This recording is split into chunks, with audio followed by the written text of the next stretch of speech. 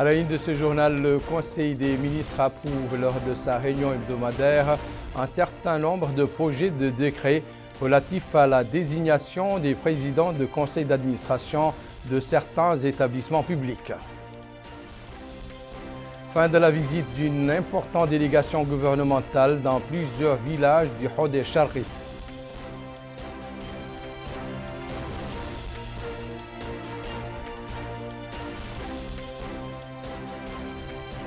Le ministre de l'Emploi et de la Formation professionnelle se réunit avec des bénéficiaires de la deuxième phase de mon projet Mon Avenir.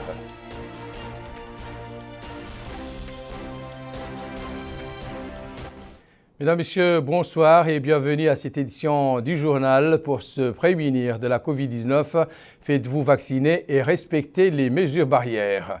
Je vous le disais, le Conseil des ministres s'est réuni aujourd'hui sous la présidence de M. Mohamed Ould Cheikh El Ghazouani, président de la République. Le communiqué final sanctionnant les travaux de ce Conseil avec Melika Naqli. Le Conseil des ministres s'est réuni ce mardi 15 mars 2022 sous la présidence de M. Mohamed Ould Cheikh El Ghazouani, président de la République. Le Conseil a examiné et adopté les projets de décret suivants. Projet de décret portant nomination du président du conseil d'administration du Centre hospitalier national. Projet de décret portant nomination du président et des membres du conseil d'administration de l'Institut supérieur de comptabilité et de l'administration des entreprises. Projet de décret portant nomination des membres du conseil d'administration du Centre national des œuvres universitaires. Projet de décret portant nomination du président du conseil d'administration de la télévision de Mauritanie. Projet de décret portant nomination du président du conseil d'administration du Parc national du Bandarguin. Le ministre secrétaire général de la présidence de la République et le ministre de la Justice, ministre de l'Intérieur et de la décentralisation par intérim, ont présenté une communication conjointe relative au plan d'équité et de cohésion sociale INSAF. Cette communication vise à mettre en place un plan d'action pour l'opérationnalisation des deux discours du président de la République à l'occasion de la fête de l'indépendance nationale et du festival de Ouadane pour le renforcement de la cohésion sociale. Un tel plan doit placer l'équité dans les opportunités de la mobilité sociale, l'égalité des chances et le mérite au cœur de l'action gouvernementale. Elle constitue également un programme d'action en soi en vue d'éliminer toutes les formes de discrimination sociale et culturelle et de changer les mécanismes intellectuels qui fondent l'ordre social dépassé. Le ministre des Affaires étrangères, de la coopération et des Mauritaniens de l'extérieur a présenté une communication relative à la situation internationale. Le ministre de la Justice, ministre de l'Intérieur et de la décentralisation par intérim a présenté une communication relative à la situation intérieure. Le ministre du Pétrole, des Mines et de l'Énergie a présenté une communication relative au plan de redressement de la Somagaz. Cette communication vise à établir une feuille de route pour la restructuration de la société pendant un délai de 4 mois, tout en permettant la poursuite des opérations d'importation et de distribution du gaz butane, un fonctionnement fluide de la société pour la réalisation dans les meilleures conditions pour l'État actionnaire de l'augmentation de capital et lancement de 2 commandes très critiques. Acquisition immédiate d'emballages de bouteilles pour pouvoir respecter la loi, réduire les risques d'accident et permettre aux services du ministère d'exiger de tous les distributeurs le respect des règles de sécurité. Renforcement des capacités de stockage supplémentaires afin que l'entreprise puisse réaliser les travaux de réhabilitation d'autres installations sans que cela n'interrompe la production. Le ministre de l'Élevage a présenté une communication relative au plan de restructuration de la société mauritanienne des produits laitiers de NEMA. Cette communication vise à élaborer un plan de reconsidération de la forme et de la stratégie de l'entreprise pour la transformer en une entreprise industrielle à caractère purement économique afin d'adopter un système répondant aux conditions de rentabilité et de pérennité. Cette restructuration envisagée de la SMPL implique 2 actions complémentaires et concomitantes, dont la première relève de la sphère commerciale, pour laquelle il est jugé nécessaire d'impliquer les secteurs privés afin de sécuriser les performances de la dite entreprise, tandis que la seconde consiste en la mise en place d'un dispositif à même de prendre en charge le développement du bassin laitier. Le ministre de la Culture, de la Jeunesse, des Sports et des Relations avec le Parlement, porte-parole du gouvernement, M. Mokhtar Ould Dahi, et son homologue de l'élevage, M. El Marabat Ould Bonahi, ont animé cet après-midi le traditionnel point de presse organisé à l'issue du Conseil des ministres tenu un peu plus tôt ce mardi matin.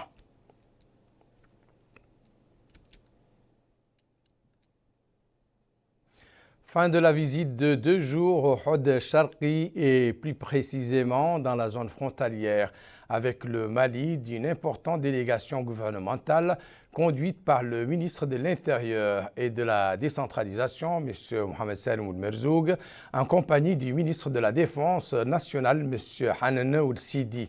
La délégation de haut niveau a tenu une série de rencontres avec les habitants de ces villages, mettant l'accent sur leur quiétude et la sécurisation de leurs biens. Mohamed Khattab.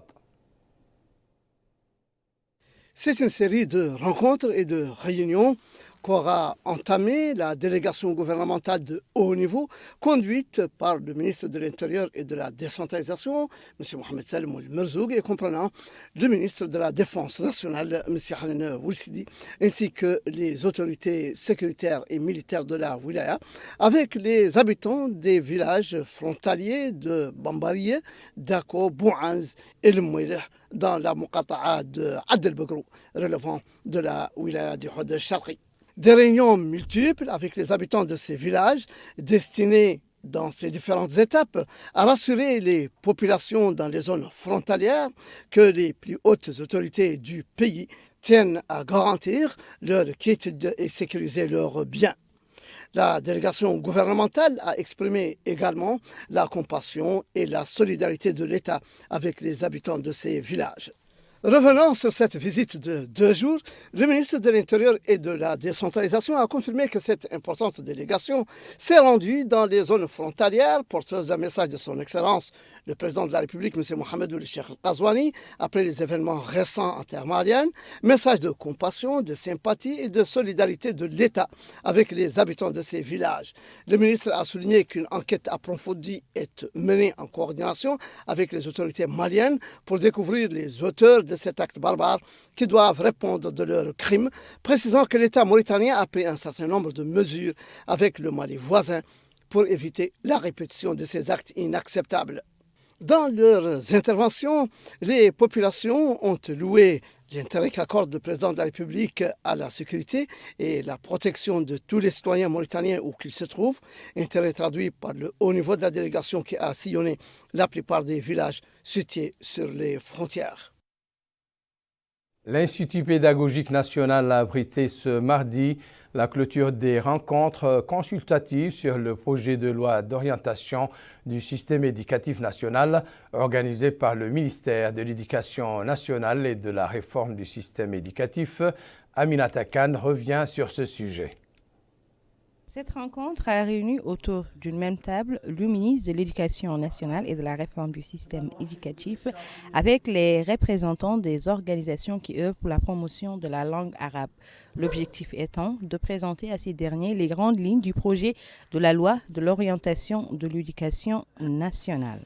Tous les sujets qui étaient au programme des ateliers et journées de concertation sur la réforme du système éducatif ont été discutés. Pour le ministre de l'Éducation nationale, Mohamed Mel'Ainin Ould Eyyi, la concertation a permis d'arriver à un consensus national sur l'évaluation du système éducatif national et de diagnostiquer les défis majeurs auxquels il est concerté. Rappelant que plusieurs recommandations avaient été formulées, dont la mise en œuvre d'une loi de l'orientation de l'éducation nationale. Il a toutefois précisé que le texte prévoit un ensemble de dispositions, notamment législatives, qui détermineront dans les meilleurs délais les modalités devant permettre de concrétiser la réforme sur le terrain. D'autres intervenants ont pris la parole. Ils ont salué la méthodologie qui a été présentée et l'aspect exhaustif qui caractérise le processus. La réunion a été aussi une occasion pour tous les acteurs d'apprécier les efforts déployés par le ministère pour renforcer le système éducatif et améliorer la qualité de l'enseignement ainsi que le niveau des élèves.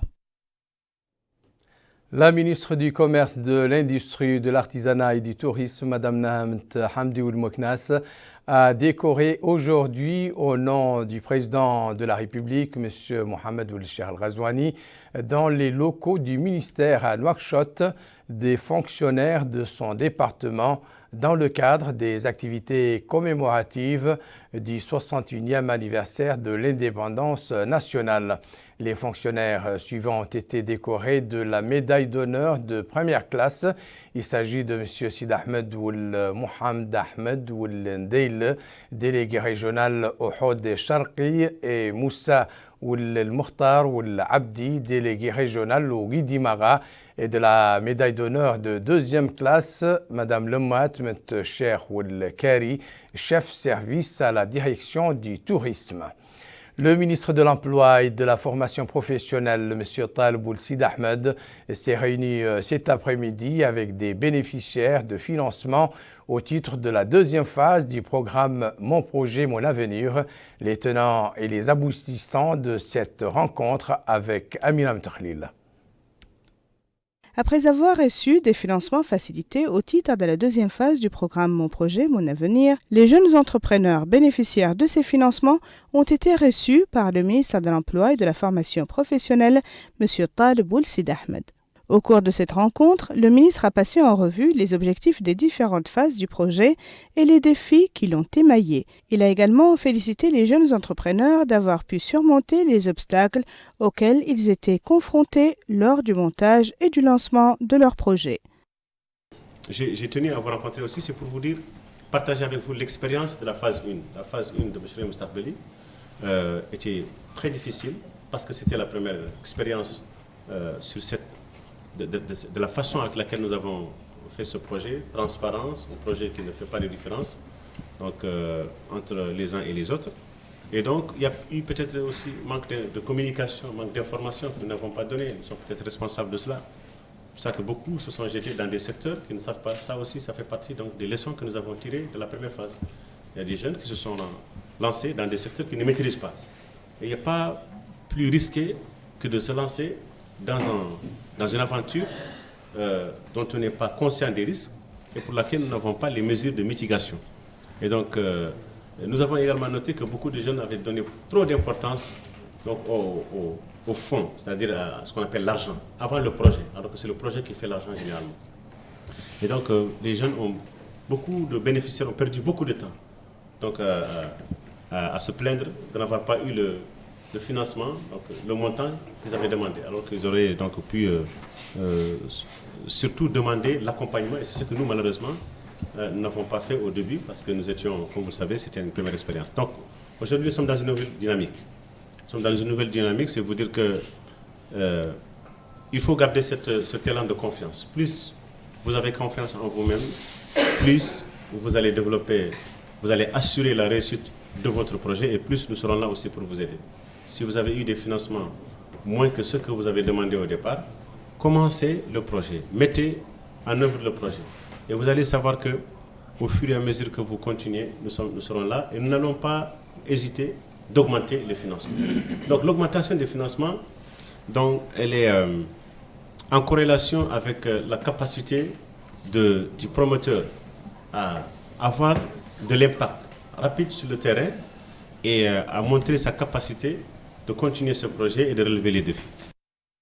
Il importe de rappeler que le programme Mon projet, mon avenir est un programme ambitieux qui est au cœur des engagements de son Excellence, le Président de la République, M. Mohamed Ould Cheikh Al-Ghazouani, et qui vise à permettre aux jeunes intéressés par l'auto-emploi d'accéder aux mécanismes de financement souples pour réaliser leurs ambitions à travers l'entrepreneuriat.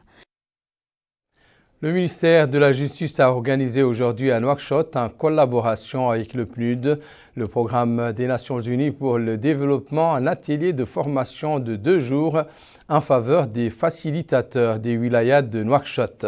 Amina Takan. Cet atelier de formation organisé au profit des Mouslih des wilayas de Nouakchott a pour but de faire le point sur les textes réglementant les réformateurs et les mesures prises pour les mettre en œuvre.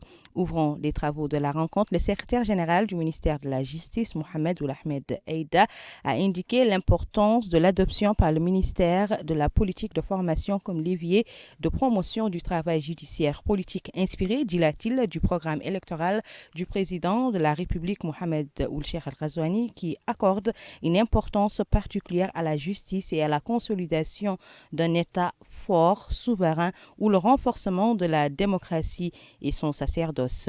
Ajoutant que le secteur de la justice a mené des missions à l'intérieur du pays au cours des derniers mois pour évaluer tous les mousslihines au niveau du territoire national et assigner ces missions pour préparer leur propre base de données. Lui succédant, Fahoul Brahim, porte-parole du représentant du Programme des Nations Unies pour le développement, a souligné l'importance de cette rencontre, notant qu'il s'agit d'un exemple réussi de coopération entre le Programme des Nations Unies pour le développement et le secteur de la justice dans un effort pour renforcer les capacités du département. Il a également félicité le ministère de la Justice pour ses efforts tendant à améliorer le renforcement de l'état de droit dans notre pays. D'autres participants ont indiqué l'importance de la formation pour faciliter aux mousslihines leur travail.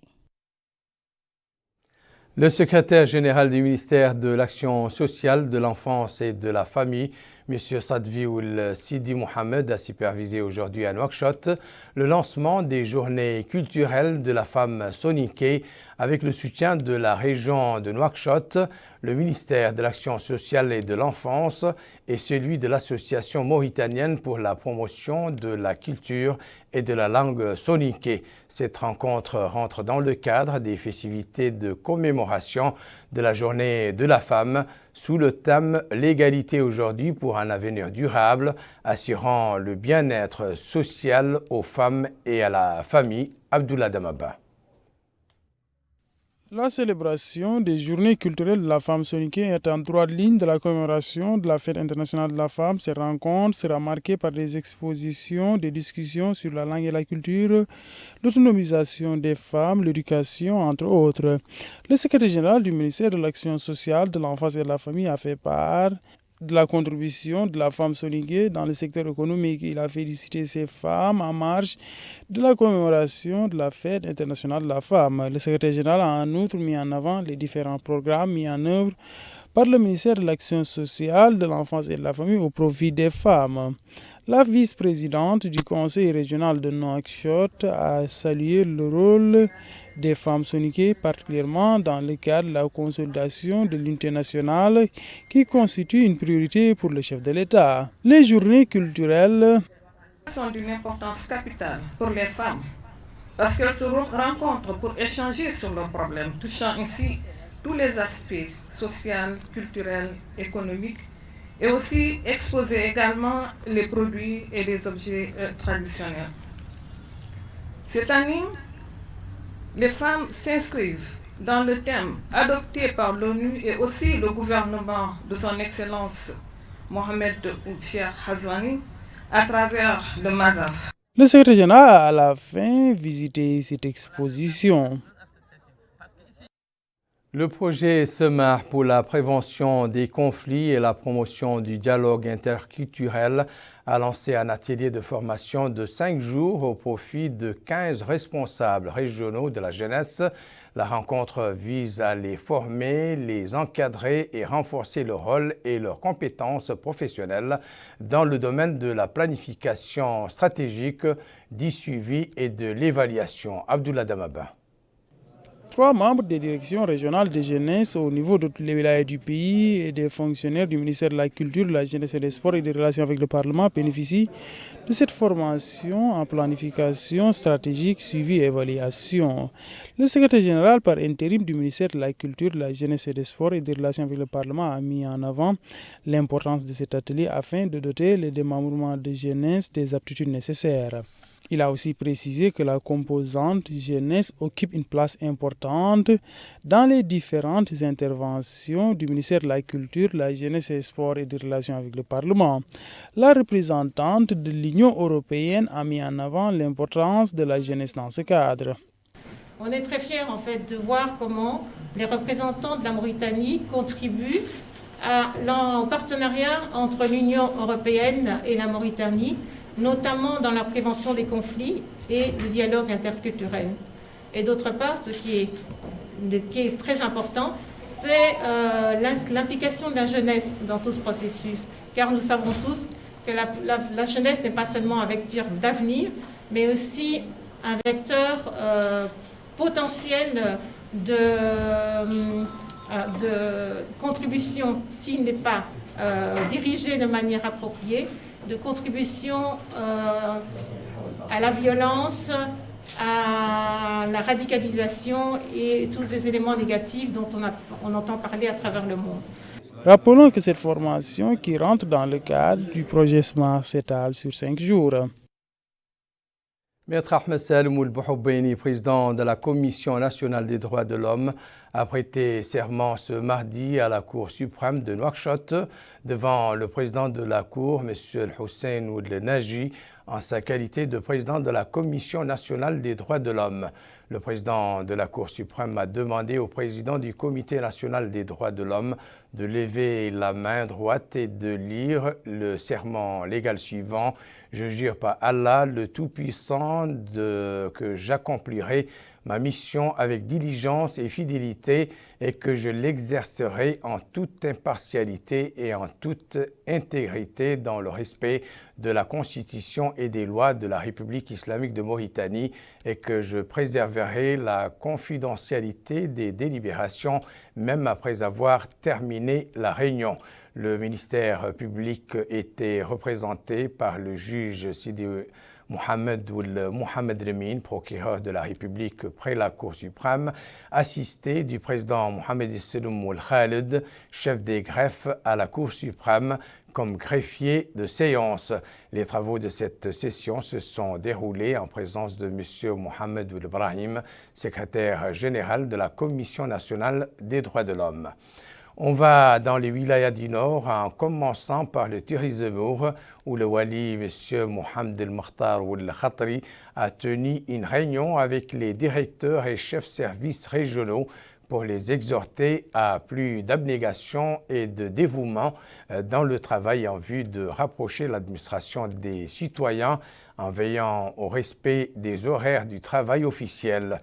Monsieur le Wali a insisté sur la nécessité de maintenir l'esprit d'équipe et le travail en commun à travers la coordination et à bien gérer les services de manière qui servent l'intérêt général et répondent aux aspirations des populations.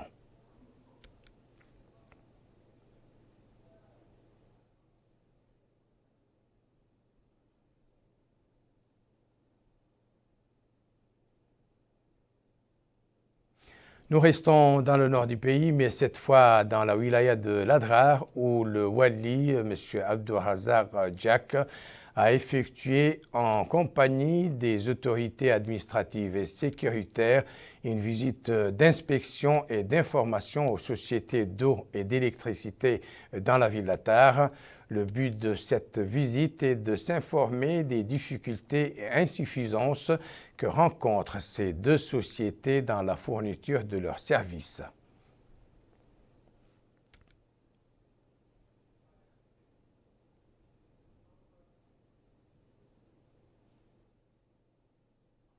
Toujours au nord, dans la wilaya de Dakhlet-Nouadhibou, c'est un atelier qui a été lancé relatif au projet de renforcement de la sphère de prévention et de protection contre les violences basées sur le genre. Amina Mentril. L'atelier organisé à Nouadhibou par le projet de consolidation du circuit de protection contre les violences basées sur le genre vise le renforcement des mécanismes de sensibilisation aux violences basées sur le genre d'une part et le renforcement de la participation des femmes au processus de prise de décision d'autre part. À cet atelier prennent part les représentants des autorités administratives, sécuritaires et sanitaires de la wilaya, en plus des représentants du Forum régional de la sécurité civile et des partenaires au développement. Le directeur de cabinet du wali de Dakhlet Nouadhibou, M. Mohamed Cheikh Ould Mohamed El Hassan, a, lors de son intervention pour l'occasion, souligné la cohérence de cette approche, qui s'inscrit dans la même ligne d'objectifs que celle du gouvernement. Une approche, précise-t-il, qui favorise la protection des femmes et des enfants, surtout quand il s'agit de leur intégrité physique et morale. Pour sa part, le maire adjoint de la commune de Nouadhibou a exprimé la volonté de sa commune de collaborer dans ce genre d'activités qui touche une composante importante de la population de la wilaya de Dakhlet Nouadhibou et qui vise à contribuer à sa protection contre les violences basées sur le genre. Les interventions des représentants de l'ONG espagnole Médicos del Mundo et Save the Children, appuyées par la coopération espagnole, ont souligné la durée de plus d'1 an du projet, qui contribuera au renforcement du cercle de prévention et de protection contre ce phénomène dans la wilaya de Dakhlet Nouadhibou. Ont été présentés lors de l'atelier des exposés destinés au renforcement des capacités des acteurs du domaine et la mise en place d'une feuille de route inclusive pour faire face au phénomène dans la wilaya de Dakhlet Nouadhibou. Nous revenons au Brakna où le Hakam de la Muqata'a de Bogué a supervisé aujourd'hui en compagnie du directeur de l'agence Teshril pour l'emploi le démarrage d'une pépinière agricole, Abdullah Damaba. Cette rencontre est une opportunité pour la présentation des résultats de l'étude relative à la mise en place d'un incubateur agricole au niveau national et dans la Muqata'a de Bogué. Ce programme est exécuté avec l'appui du projet PATAM relevant de la Banque africaine de développement BAD. Le directeur général de l'Agence nationale pour l'emploi Teshril a affirmé que la mise en place de cet incubateur est une grande réussite. Au cours de cet atelier, affirme-t-il, il sera question de l'étude qui a été réalisée à la suite d'un travail minutieux au niveau local. Il a enfin déclaré qu'à l'aide de ce projet, cela favorisera le développement économique avec des opportunités d'emploi, particulièrement au profit des jeunes. Le ministère de la Santé a annoncé dans son bulletin quotidien sur la situation épidémiologique dans le pays pour les dernières 24 heures l'enregistrement d'une contamination au coronavirus et 0 décès.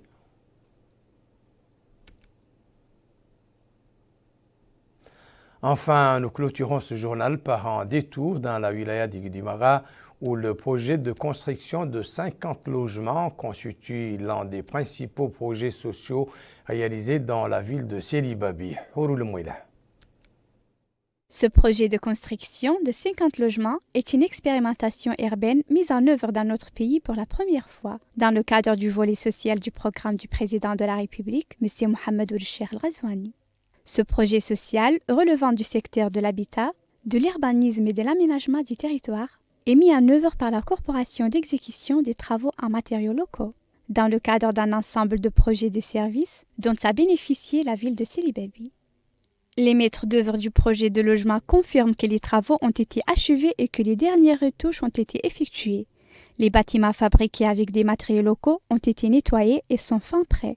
Le Wali Moussaïd de Guidjimara, Wali par intérim, a indiqué qu'après la visite du président de la République, M. Mohamed Ould Cheikh El Ghazouani, le 2 décembre 2019, le projet de construction des 50 logements a été lancé au niveau de la ville de Sélibabi. Le Wali a confirmé que les travaux de ce projet ont été achevés et que 120 jeunes ont été formés. Le rappel à présent des principaux titres de cette édition. Le Conseil des ministres approuve lors de sa réunion hebdomadaire un certain nombre de projets de décrets relatifs à la désignation des présidents de conseils d'administration de certains établissements publics. Fin de la visite d'une importante délégation gouvernementale dans plusieurs villages du Hodeshari.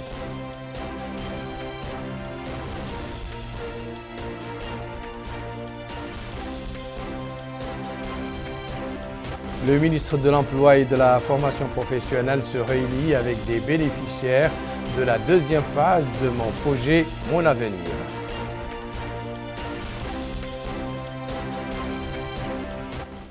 C'est la fin de cette édition. Merci pour votre attention. Excellent moment avec le reste des programmes d'Il Mauritania. Au revoir.